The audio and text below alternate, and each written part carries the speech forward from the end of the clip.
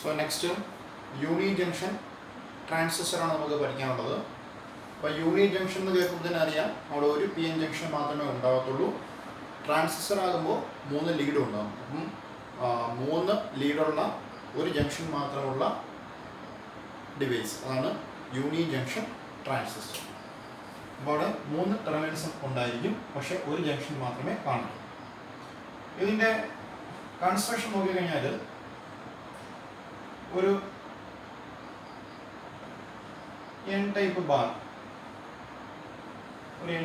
നമ്മൾ എടുക്കും. അതിന് 2 എൻഡുകളിൽ നിന്ന് 2 ലീഡുകൾ എടുക്കും. ബേസ് ടെർമിനൽസ് എന്ന് പറയും. ബേസ് ടെർമിനൽസ് ഇത് ബേസ് 1 B1, ഇത് ബേസ് 2 B2. ഒരു എൻ ടൈപ്പ് ബാർ എടുത്തിട്ട് 2 എൻഡുകളിൽ നിന്ന് 2 ലീഡ്സ് എടുക്കുന്നു, B1 B2. എന്നിട്ട് ഈ B1 നിന്ന് എവേ ആയിട്ട് B2 ചേർന്നു. അപ്പം ഇതിൻ്റെ സെൻട്രൽ ഇവിടെ വരും. അപ്പം സെൻട്രലല്ല, പകരം ആരോട് ചേർന്ന് B2 ചേർന്നിട്ട് ഒരു പി റീജിയൻ ഉണ്ടാകും. അവിടെ നിന്ന് ലീഡ് എടുക്കും. സെൻട്രലിൽ നിന്ന് അകന്ന് B2 ചേർന്നിട്ട് എന്ത് ചെയ്യുന്നു, ഒരു പി റീജിയൻ ഉണ്ടാക്കുന്നു. ആയിട്ട് അവിടെ നിന്ന് ലീഡ് എടുക്കുന്നു. അത് നമ്മൾ എമിറ്റർ എന്ന് പറയും.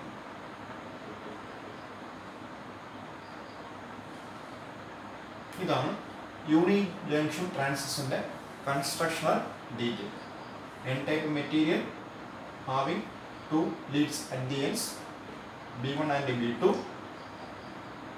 A P type nearer to the terminal B2 and is called emitter.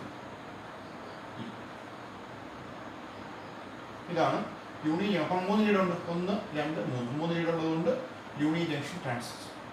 ഇനി ഒരു ജംഗ്ഷൻ ഈ ഒരു പി എൻ ജംഗ്ഷൻ മാത്രമേ, ഇത് പിയും ഇവിടെ എന്നും, അപ്പം ഇത് മാത്രമേ. Construction detail. ഇതിൻ്റെ ഓപ്പറേഷൻ, സർക്യൂട്ട് ഓപ്പറേഷൻ.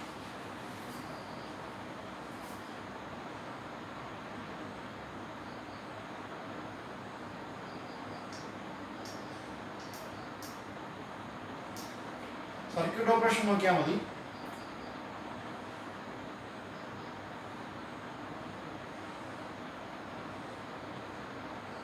ഇത് N ടൈപ്പ്,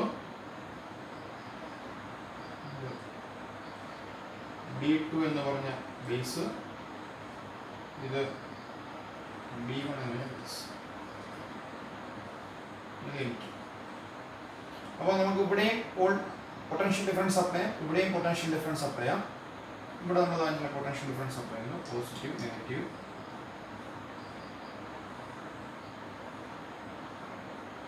അപ്പോൾ അത് BB, നമ്മൾ VBB എന്ന് പറയും. ഇനി ഇതിനെ ക്രോസ് നമുക്ക് വോൾട്ടേജ് അപ്ലൈ ചെയ്യാം. തൽക്കാലം 0 ആണെന്ന് എഴുതുക. തൽക്കാലം നമ്മൾ അപ്ലൈ ചെയ്യുന്ന വോൾട്ടേജ് എത്ര എഴുതുക? 0 ആണെന്ന് എഴുതുക. അപ്പം എന്താ സംഭവിക്കും? അപ്പം ഇവിടെ 0 വോൾട്ടേജ് ആകുന്ന സമയത്ത് പിന്നെ ഈ വോൾട്ടേജ് അപ്ലൈ ഇവിടെ ഈ ഒരു ലെന്തിലായിരിക്കും. അപ്പം നമ്മൾ നോക്കിക്കഴിഞ്ഞാൽ ഈ ഒരു ലെന്തിൽ ഉള്ള ആൾക്കാരിൽ കൂടി ആയിരിക്കും കറണ്ട് ഫ്ലോ ഉണ്ടാവുക. അപ്പോൾ ഇത് റെസിസ്റ്റൻസിനെ പോലെ ആക്ട് ചെയ്യും. റെസിസ്റ്റൻസിനെ പോലെ ആക്ട് ചെയ്യുമ്പോൾ നമുക്ക് ഇങ്ങനെ എടുക്കാം. ഇവിടെ ഇത്രയും ഭാഗത്ത് റെസിസ്റ്റൻസ് ഉണ്ടാകും, ഇവിടെ ഇത്രയും ഭാഗത്തും റെസിസ്റ്റൻസ് ഉണ്ടാകും. ഇത്രയും ഭാഗത്തെ റെസിസ്റ്റൻസിനേക്കാൾ അപ്പം ലെന്ത് കൂടുതലായതുകൊണ്ട് ഇവിടെ ഇത്രയും ലെന്തിലുള്ള റെസിസ്റ്റൻസ് കൂടുതലും ഇവിടെ റെസിസ്റ്റൻസ് കുറവുമായിരുന്നു. അപ്പം ഇത്രയും ഭാഗത്ത് വോൾട്ടേജ് ഡ്രോപ്പ് ഉണ്ടാകും. ആ വോൾട്ടേജ് ഡ്രോപ്പിനെ ഞാൻ V1 എന്ന് എടുക്കും. ഇത്രയും ഭാഗത്തുള്ള വോൾട്ടേജ് ഡ്രോപ്പിനെ V1 എന്ന് എടുക്കുന്നു. ഇത്രയും ഭാഗത്ത് വോൾട്ടേജ് ഡ്രോപ്പിനെ V2 എന്ന് എടുക്കാം. അപ്പോൾ അങ്ങനെ V1 എടുക്കുമ്പോൾ ഈ എൻഡ് നെഗറ്റീവ്, ഈ എൻഡ് എന്തുമായിരിക്കും? പോസിറ്റീവ് ആയിരിക്കും. ഇതിൻ്റെ വോൾട്ടേജ് ഡ്രോപ്പിന് ഈ എൻഡ് നെഗറ്റീവ്, ഈ എൻഡ് എന്തുമായിരിക്കും? പോസിറ്റീവ്. അപ്പോൾ നോക്കുമ്പോൾ പിയുടെ വോൾട്ടേജ് 0, പി റീജിയന് കിട്ടുന്ന വോൾട്ടേജ് 0, അതിനോട് ചേർന്നിരിക്കുന്ന എൻ റീജിയന് കിട്ടുന്ന വോൾട്ടേജ് ഹയർ. അപ്പം പി റീജിയന് കിട്ടുന്നതിനേക്കാൾ ഹയർ വോൾട്ടേജ് എൻ റീജിയന് കിട്ടിയിട്ടുണ്ട്. അതുകൊണ്ട് ഈ ജംഗ്ഷൻ, ഈ പി എൻ ജംഗ്ഷൻ എന്തിലായിരിക്കും? റിവേഴ്സ് ബയാസിലായിരിക്കും. റിവേഴ്സ് ബയാസിനായതുകൊണ്ട് ഇവിടെ കറണ്ട് ഫ്ലോ ഉണ്ടാവില്ല, എമിറ്റർ കറണ്ട് ഉണ്ടാവില്ല. നമ്മൾ എമിറ്റർ എന്നാണല്ലോ വിളിക്കുന്നത്. അപ്പോൾ ആ വഴി കറണ്ട് ഉണ്ടാവില്ല. റിവേഴ്സ് ബയാസിന് ഉണ്ടാവും, ആരും മെജോറിറ്റി ചാർജ് കാരിയേഴ്സ് മൂലം ഉണ്ടാവില്ല. മൈനോറിറ്റി ചാർജ് കാരിയേഴ്സ് മൂലം ഒരു സ്മാൾ കറണ്ട് ഉണ്ടാവും. മൈനോറിറ്റി ചാർജ് കാരിയേഴ്സ് മൂലമുള്ള ഒരു വളരെ സ്മാൾ ആയിട്ടുള്ള കറണ്ട് മാത്രമേ കാണത്തുള്ളൂ, കാരണം ഇത് റിവേഴ്സ് ബയാസ്. ഇതാണ് എമിറ്ററിനും B1 ഇടയ്ക്കുള്ള വോൾട്ടേജ് 0 ആണെങ്കിലുള്ള കാര്യം. എമിറ്ററിനും B1 ഇടയ്ക്കുള്ള വോൾട്ടേജ് 0 ആണെങ്കിൽ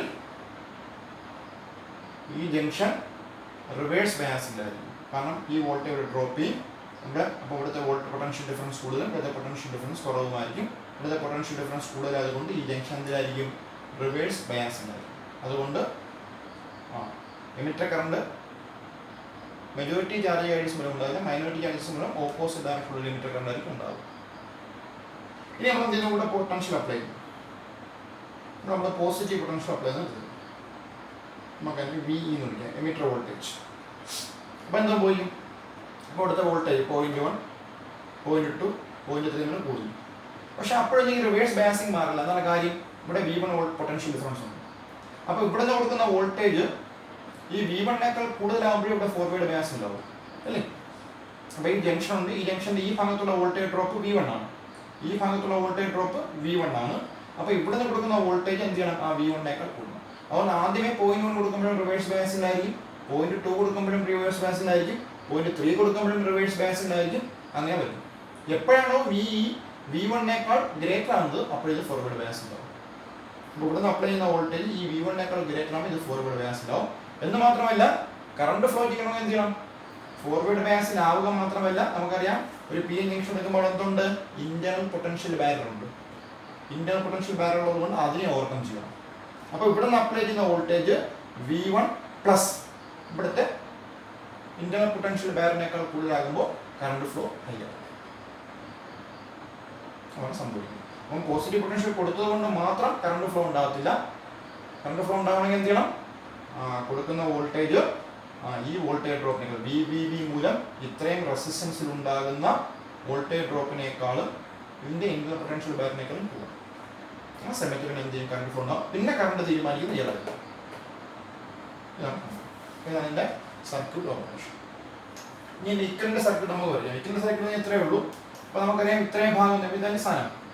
ഇത്രയും ഭാഗം എന്ത് ചെയ്യുന്നു? റെസിസ്റ്റൻസിനെ കണക്ട് ചെയ്യുന്നു. അപ്പോൾ ആ റെസിസ്റ്റൻസ് നമുക്ക് RB1 എന്ന് എടുക്കാം. അതിന് വേരിയിങ് റെസിസ്റ്ററായിട്ട് കാണിക്കും. കാരണം കറണ്ട് ഫ്ലോ ഈ VE ഇതിനേക്കാൾ കൂടി കഴിയുമ്പോൾ കറണ്ട് ഫ്ലോ ഉണ്ടാകും. ആ കറണ്ട് ഫ്ലോ ഉണ്ടായി കഴിയുന്ന സമയത്ത് ഇത്രയും ഭാഗത്ത് ചാർജ് കാരിയേഴ്സിൻ്റെ അളവ് കൂടുകയും ഇവിടുത്തെ റെസിസ്റ്റൻസ് കുറയുകയും ചെയ്യും. അതുകൊണ്ട് തുടക്കത്തിൽ ഉള്ള റെസിസ്റ്റൻസിനേക്കാൾ പിന്നെ എന്ത് ചെയ്യും? റെസിസ്റ്റൻസ് കുറയും. അതുകൊണ്ട് വേരിയിങ് കാണിക്കും. അപ്പോൾ ഇത്രയും ഭാഗത്തിനെ റെപ്രസെൻറ്റ് ചെയ്യാൻ വേണ്ടി അപ്പം ഇത്രയും ഭാഗം റെസിസ്റ്റൻസ് ഓഫ് ചെയ്യുന്നു. അപ്പോൾ RB1. ഇനി ഇത്രയും ഭാഗം എന്ത് ചെയ്യുന്നു? മറ്റൊരു റെസിസ്റ്റൻസ് ഓഫ് ചെയ്യുന്നു. അത് RB2. അത് കോൺസ്റ്റന്റ് ആയിരിക്കും. RB2. ഇനി ഈ RB1 RB2 കുറുകെയാണ് നമ്മൾ എന്ത് ചെയ്യുന്നത്? VBB അപ്ലൈ ചെയ്യുന്നത്. ഇതിന് കുറുകെയാണ് നമ്മൾ എന്ത് ചെയ്യുക? VBB അപ്ലൈ ചെയ്യുന്നത്.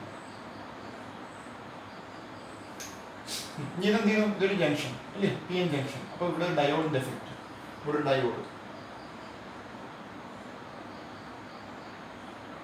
അവിടെയാണ് എന്ത് ചെയ്യുന്നത്? എമിറ്റർ കറണ്ട് ഉണ്ടാകുന്നത്. ഇനി ഇതിന് കുറുകെ അപ്ലൈ ചെയ്യുന്ന വോൾട്ടേജാണ് VE.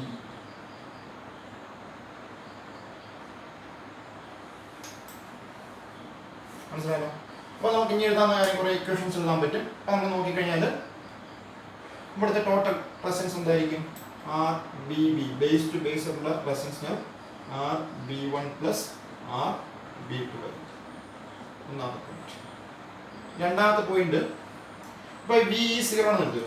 VE 0 ആണെങ്കിൽ പിന്നെ ഈ സർക്യൂട്ട് മാത്രം എടുത്താൽ മതി, അല്ലേ? ഇത് മാത്രം നമ്മൾ പരിഗണിച്ചാൽ മതി. അപ്പോൾ ഇവിടെ ഉണ്ടാകുന്ന വോൾട്ടേജ് ഡ്രോപ്പിനെയാണ് നമ്മൾ V1 എടുക്കുക. ഇത്രയും ഭാഗത്തുള്ള വോൾട്ടേജ് ഡ്രോപ്പിനെ V1. അപ്പോൾ ഇത്രയും ഭാഗത്തിൻ്റെ റെസിസ്റ്റൻസ് RB1. അപ്പോൾ അതിനും V1 എടുക്കുക. അപ്പോൾ ആ V1 എത്രയായിരിക്കും? V1 ഇത്രയും ഭാഗത്തെ വോൾട്ടേജ് ഡ്രോപ്പ്. അതുപോലെ അത്രയും ഭാഗത്തെ റെസിസ്റ്റൻസിൽ കൂടി ഒഴുകുന്ന കറണ്ട് ഇൻറ്റു റെസിസ്റ്റൻസ്. അപ്പോൾ കറണ്ട് ഇൻറ്റു RB1. ഇനി കറണ്ട് എന്തായിരിക്കും? ഇവിടെ ഒഴുകുന്ന, അപ്പം ഇവിടുത്തെ 0 ആയതുകൊണ്ട് ഇവിടെ ഒഴുകുന്ന കറണ്ട് തന്നെയാണ് ഇതിൽ കൂടി ഒഴുകുന്നത്. അപ്പോൾ ഇതാണ് circuit.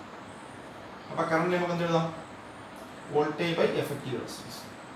Voltage VBB by effective resistance എന്ത് വരും? RB1 plus RB2 into RB1. ഇവിടെ നിന്ന് V1 by VBB is equal to V1 by VBB RB1 by RB1 plus RB2. ഈ V1 ബൈ BB നമ്മൾ ഈറ്റ എന്ന് എടുക്കും. V1 ബൈ VBB നമ്മൾ ഈറ്റ എടുക്കും. അതിനെ വിളിക്കുന്ന പേര് intrinsic stand of ratio. Intrinsic stand of ratio. അതുകൊണ്ട് അവിടെ നിന്ന് V1 ഈസിൽ വരും ഈറ്റ VBB എന്ന് വരും. ഇനി ഈ ഈറ്റ നമുക്ക് V1 ബൈ VB എഴുതാം. വേണമെങ്കിൽ എന്ത് എഴുതാം? V1 ബൈ VB ഈക്വൽ അല്ലേ? So RB1 by RB1 plus RB. ഇത് പ്രോബ്ലത്തിന് നമുക്ക് വേണ്ടി വരും. ഈറ്റ RB1 plus by RB1 plus RB2 എന്നുള്ളത് ആ പ്രോബ്ലം ചെയ്യാൻ വേണ്ടി. ഇതാണ് രണ്ടാമത്തെ പ്രോബ്ലം. അപ്പോൾ ഇൻട്രിൻസിക് സ്റ്റാൻഡ് ഓഫ് റേഷ്യോ. അപ്പം ഇത് V1 ആയാൽ ഇത്രയും ഭാഗത്തെ വോൾട്ടേജ് ഡ്രോപ്പാണ്. അത് നമുക്ക് കറണ്ട് ഇൻറ്റു അത്രയും ഭാഗത്തെ റെസിസ്റ്റൻസ്. കറണ്ട് ഇൻറ്റു അത്രയും ഭാഗത്തെ റെസിസ്റ്റൻസ്. ഈ കറണ്ട് ഇവിടെ V നമ്മൾ 0 നിർത്താണ് ഇത് ചെയ്യുന്നത്. V0 നമ്മൾ കോൺസെപ്റ്റ് ചെയ്യുമ്പോൾ എന്ത് ചെയ്യും? VBB ആണ് ഇവിടെ കറണ്ട് ഒഴുകാൻ കാരണം. അപ്പോൾ വോൾട്ടേജ് ബൈ എഫക്റ്റീവ് റെസിസ്റ്റൻസ്. അവിടെ നിന്ന് V1 ബൈ VB വരും. ഇനി നമ്മൾ എന്ത് ഈറ്റ എടുക്കും? Intrinsic stand of ratio. ഈ മൂന്നാമത്തെ പോയിന്റ് നമ്മൾ V അപ്ലൈ ചെയ്യുന്നു. അപ്പോൾ V അപ്ലൈ ചെയ്യുമ്പോൾ എന്ത് സംഭവിക്കും? ആ V എന്ത് ചെയ്യണം? V1 കൂടണം. ഇവിടെ നമ്മൾ കൊടുക്കുന്ന V എന്ത് ചെയ്യണം? V1 ഇവിടുത്തെ ഫോർവേഡ് റെസിസ്റ്റൻസിനേക്കാൾ. ഈ ഡയോഡിന് കുറുകെ എന്ത് ചെയ്യണം? ഒരു ഫോർവേഡ് റെസിസ്റ്റൻസ് ഡ്രോപ്പ് ഉണ്ട് അല്ലേ? ഫോർവേഡ് റെസിസ്റ്റൻസ് ഡ്രോപ്പ് ഉണ്ട്. അപ്പോൾ ഈ കൊടുക്കുന്നത് ഈ ഫോർവേഡ് റെസിസ്റ്റൻസ് ഡ്രോപ്പിനും ഈ V1 എന്ത് ചെയ്യണം? കൂട്ടണം. നമ്മളതിനെ പീക്ക് പോയിന്റ് വോൾട്ടേജ് എന്ന് പറയും. എന്താ പറയുക? Peak point voltage. Peak point voltage എന്തായിരിക്കും? V1 പ്ലസ് VB ആയിരിക്കും. അല്ലെങ്കിൽ കറണ്ട് മാക്സിമം കറണ്ട് ഏറ്റവും ഹൈ ആണ് ഈറ്റ VBB പ്ലസ് VB.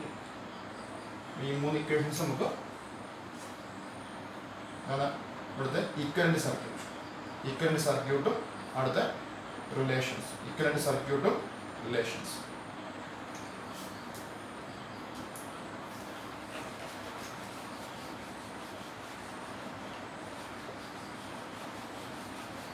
ഇനി ഇവിടുത്തെ characteristics, VI characteristics. VI characteristics നമുക്ക് മനസ്സിലായി V ആണ് കറണ്ടിനെ കൺട്രോൾ ചെയ്യുന്നത് അല്ലേ? ഈ വോൾട്ടേജിലൂടെ കറണ്ടിനെ കൺട്രോൾ ചെയ്യുന്നത്. അതുകൊണ്ട് എമിറ്റർ ക്യാരക്ടറിസ്റ്റിക്സ് ആണ് അറിയപ്പെടുന്നത്. എമിറ്റർ ക്യാരക്ടറിസ്റ്റിക്സ് അതായത് VEക്ക് അനുസരിച്ച് IE കൊണ്ടുവന്ന വ്യത്യാസം. VEക്ക് അനുസരിച്ച് IE കൊണ്ടുവന്ന വ്യത്യാസം. പക്ഷെ ആരെ കോൺസ്റ്റന്റ് ആക്കി വെക്കണം? VBB is kept constant. VBയെ കോൺസ്റ്റന്റ് ആക്കി വെച്ചിട്ട് VEക്ക് അനുസരിച്ച് IE കൊണ്ടുവന്ന വ്യത്യാസം. ഈ ചെറിയൊരു വ്യത്യാസം ഇവിടെ ഗ്രാഫ് വരയ്ക്കുമ്പോൾ സാധാരണ നമ്മൾ പൊട്ടൻഷ്യൽ X ആക്സിലും കറണ്ട് Y ആക്സിലാണ് എടുക്കുന്നത്. ഇവിടെ നേരെ തിരിച്ചാണ്. ഇവിടെ നമ്മൾ എടുക്കുമ്പോൾ കറണ്ട് X ആക്സിലും പൊട്ടൻഷ്യൽ എന്ത് ചെയ്യുന്നു? Y ആക്സിലും എടുക്കുന്നു.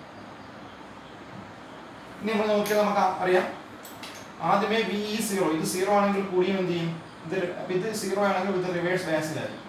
ഈ ഭാഗം റിവേഴ്സ് ബയാസിലായിരിക്കും. റിവേഴ്സ് ബയാസിലായതുകൊണ്ട് അങ്ങോട്ടത്തേക്ക് എമിറ്റർ കറണ്ട് ലീക്കേജ് കറണ്ട് ഉണ്ടാകും. തിരിച്ചിങ്ങോട്ടത്തേക്ക് ഒരു നെഗറ്റീവ് കറണ്ട് ഉണ്ടാകും അല്ലേ? ലീക്കേജ് ആണ്, നെഗറ്റീവ് ഡയറക്ഷനിൽ കറണ്ട് ഉണ്ടാകും. അപ്പോൾ VE 0 ആണെങ്കിലും ഒരു ചെറിയ കറണ്ട് കാണും. ഏത് ഡയറക്ഷനിൽ? ഓപ്പോസിറ്റ് ഡയറക്ഷനിൽ. എന്തുമൂലം? ലീക്കേജ് കറണ്ട് അല്ലേ? മൈനോറിറ്റി ചാർജ് കേസുള്ള കറണ്ട്. ഇനി വോൾട്ടേജ് ഇവിടുത്തെ വോൾട്ടേജ് കൂടുമ്പോൾ 0.1 0.2 0.3 നമ്മൾ വോൾട്ടേജ് കൂടുമ്പോൾ ഈ ലീക്കേജ് കറണ്ട് എന്ത് ചെയ്യും? ഇവിടുത്തെ റിവേഴ്സ് ബയാസിങ് കുറഞ്ഞ് അവസാനം എന്താവും? ഈ ഭാഗത്ത് വോൾട്ടേജ് ഈ ഭാഗത്ത് വോൾട്ടേജ് ഈക്വൽ ആയി മാറും. അതിന് ആ VE കൂടുന്നതിനനുസരിച്ച് ഈ കറണ്ട് എന്ത് ചെയ്യും? കുറയും. ലീക്കേജ് കറണ്ട് എന്ത് ചെയ്യും? കുറഞ്ഞ് VE കൂടും, ലീക്കേജ് കറണ്ട് കുറഞ്ഞ് 0 ആവും. പിന്നെ VE കൂടുമ്പോൾ ഈ ഭാഗത്തെ പൊട്ടൻഷ്യൽ V1 കൂടും. അപ്പോൾ ഈ ജംഗ്ഷൻ ഫോർവേഡ് ബയാസ് ഉണ്ടാവും. ഫോർവേഡ് ബയാസ് ആകുമ്പോൾ അങ്ങോട്ടത്തേക്ക് കറണ്ട് ഒഴുകാൻ തുടങ്ങും. അങ്ങോട്ടത്തേക്ക് കറണ്ട് ഒഴുകി എന്ത് ചെയ്യും? മാക്സിമം. അപ്പോൾ ആദ്യമേ ഇവിടുത്തെ വോൾട്ടേജ് 0 ആയിരിക്കുമ്പോൾ ഈ ജംഗ്ഷൻ റിവേഴ്സ് ബയാസിലായിരിക്കും. വോൾട്ടേജ് 0.1 0.2 എന്ന് പറഞ്ഞ് കൂടുമ്പോഴും റിവേഴ്സ് ബയാസിങ് തീരത്തില്ല. ഒരു പ്രത്യേക വോൾട്ടേജ് V1 ഈക്വലായിട്ട് എത്തുമ്പോൾ മാത്രമേ രണ്ട് ജംഗ്ഷനും ബാലൻസ് ചെയ്യൂ. അപ്പോൾ അതുവരെ റിവേഴ്സ് ബയാസിലായിരിക്കും. അതുവരെ എന്ത്? ലീക്കേജ് കറണ്ട് കാണും. എപ്പോഴാണോ വി എന്നുള്ള വോൾട്ടേജ് V1 ഈക്വൽ ആവുന്നത് ആ സമയത്ത് എന്ത് ചെയ്യും, റിവേഴ്സ് കറണ്ട് 0 ആവും. പിന്നെ എന്ത് ചെയ്യും, പിന്നെ വി കൂടുമ്പോൾ ഇത് ഫോർവേഡ് ബയാസിൽ ആവുകയും കറണ്ട് കൂടി മാക്സിമം ആവുകയും ചെയ്യും. ആ നമുക്ക് എന്താ പറയാം, പീക്ക് പോയിന്റ് വോൾട്ടേജ് എന്ന് പറയാം. ആ വോൾട്ടേജ് നമുക്ക് എന്താ പറയാം, peak point voltage. Current maximum ആവുന്ന വോൾട്ടേജ് നമുക്ക് എന്താ പറയാം, പീക്ക് പോയിന്റ് വോൾട്ടേജ് എന്ന് പറയാം. അപ്പോഴത്തെ കറണ്ട് IP എന്ന് വിളിക്കാം. ഇനി എന്ത് സംഭവിക്കും, അപ്പം പിന്നെ വോൾട്ടേജ് കൂടി കഴിഞ്ഞാൽ പറഞ്ഞ കണക്ക് ഇവിടെ എന്ത് ചെയ്യും, ഹൈ കറണ്ട് ഫ്ലോ ചെയ്യും. ഇവിടുത്തെ റെസിസ്റ്റൻസ് കുറയുകയും ഹൈ കറണ്ട് ഫ്ലോ ചെയ്യുകയും ചെയ്യും. ഇവിടുത്തെ റെസിസ്റ്റൻസ് കുറയുമ്പോൾ ഇവിടുത്തെ വോൾട്ടേജ് ഡ്രോപ്പും കുറയും. അപ്പോൾ വോൾട്ടേജ് കുറയും, പക്ഷെ കറണ്ട് കൂടും. കറണ്ട് കുറഞ്ഞാൽ ഇങ്ങോട്ട് വരയ്ക്കണം, കറണ്ട് കൂടുമ്പോൾ ഇങ്ങോട്ട് വരയ്ക്കണം, വോൾട്ടേജ് കുറയണം അല്ലേ, കാരണം റെസിസ്റ്റൻസ് കുറയും അല്ലേ. ഓവർകം ചെയ്ത് ഇത് ഫോർവേഡ് ബയാസിംഗിലായിട്ട് അതിനെ ഓവർകം ചെയ്ത് കഴിഞ്ഞാൽ പിന്നെ ഇവിടുത്തെ റെസിസ്റ്റൻസ് കുറയുകയും ആ കുറഞ്ഞ വോൾട്ടേജ് ഹൈ കറണ്ട് ഒഴുകുകയും ചെയ്യും. അപ്പോൾ എന്ത് ചെയ്യും, വോൾട്ടേജ് കുറഞ്ഞിട്ട് ഹൈ കറണ്ട് ഒഴുകും. അപ്പോൾ കറണ്ട് കൂടണമെങ്കിൽ ഇങ്ങോട്ടാണ് വരയ്ക്കേണ്ടത്, ഹൈ കറണ്ട് ഒഴുകുകയും എത്തുകയും ചെയ്യും. എന്നിട്ട് പിന്നെ അത് ആൾമോസ്റ്റ് കോൺസ്റ്റന്റ് ആയിട്ട് മാറും. പിന്നെ ആൾമോസ്റ്റ് എന്തായിട്ട് മാറും, ഒരു കോൺസ്റ്റന്റ് ആയിട്ട് മാറും. അപ്പോൾ ആ ഏറ്റവും കുറഞ്ഞ വോൾട്ടേജ് നമ്മൾ തന്നെ വാലി പോയിന്റ് എന്ന് പറയും. ഈ പോയിന്റ് നമ്മൾ എന്ത് പറയും, വാലി പോയിന്റ്.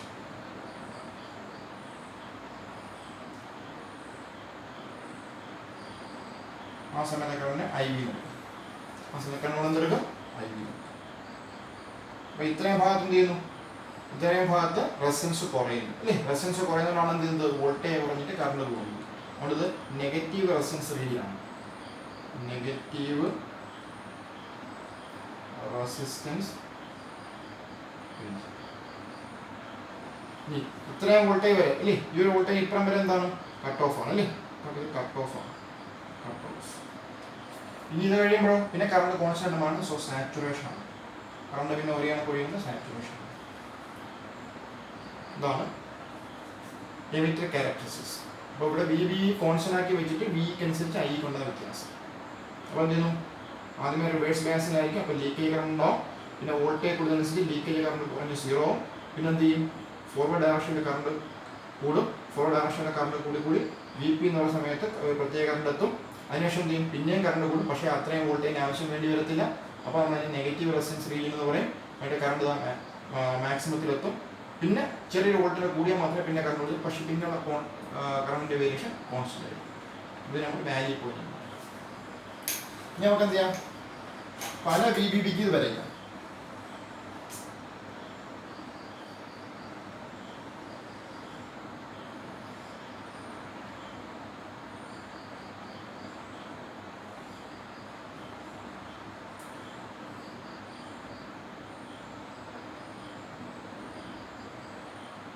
നമ്മൾ ചിലപ്പോൾ 2 വോൾട്ട് വരയ്ക്കുന്നു. അടുത്ത 4 വോൾട്ടിന് വരച്ചാൽ, അടുത്ത 6 വോൾട്ടിന് വരച്ചാൽ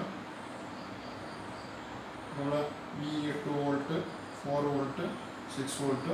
ഇവിടെ VBB ഒരു 5 വോൾട്ട്, VBB ഒരു 8 വോൾട്ട്, VBB ഒരു. അപ്പം എല്ലായിടത്തും എന്തുണ്ട്, പീക്ക് പോയിന്റ് ഉണ്ട്, വാലി പോയിന്റ് ഉണ്ട്. അപ്പോൾ ഇത് നെഗറ്റീവ് റെസിസ്റ്റൻസ് റീജിയൻ. വോൾട്ടേജ് അല്ലേ, വോൾട്ടേജ് കുറയും, കറണ്ട് കൂടുകയും ചെയ്യുന്നു. അപ്പോൾ റെസിസ്റ്റൻസ് കുറയുന്ന ഭാഗം നെഗറ്റീവ് റെസിസ്റ്റൻസ് റീജിയൻ. ഇത് സാച്ചുറേഷൻ, ഇത് കട്ട് ഓഫ്. ഇതാണ് യൂണി ജംഗ്ഷൻ ട്രാൻസിസ്റ്റർ. അപ്പോൾ ഇവിടെ യൂണി ജംഗ്ഷൻ ട്രാൻസിസ്റ്റർ എന്ന് പറയുമ്പോൾ നമുക്ക് എന്ത് ചെയ്യാൻ പറ്റും, VB ആണ് കറണ്ട് തീരുമാനിക്കുന്നത്. ഈ പീക്ക് പോയിന്റ് കഴിഞ്ഞ് കഴിഞ്ഞാൽ പിന്നെ VEക്ക് അനുസരിച്ച് കറണ്ട് ഫ്ലോ ചെയ്യും. യൂണി ജംഗ്ഷൻ ട്രാൻസിസ്റ്റർ.